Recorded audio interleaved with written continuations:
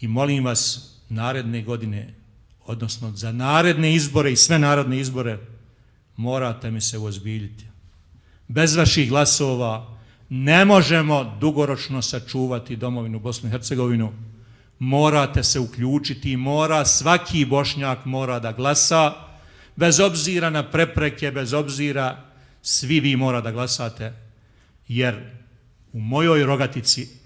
mojoj općini, gdje je 68% bilo Bošnjaka,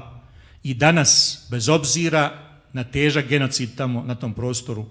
kada bi bili svjesni, savjesni i odgovorni, siguran sam da bi mi Bošnjaci i u Rogatici, i u Višegradu, i u Foči, i u mnogim drugim gradovima imali načelnike, imali većinu u općinskim vijećima i bilo bi mnogo lakše disati i mnogo lakše funkcionisati u domovini.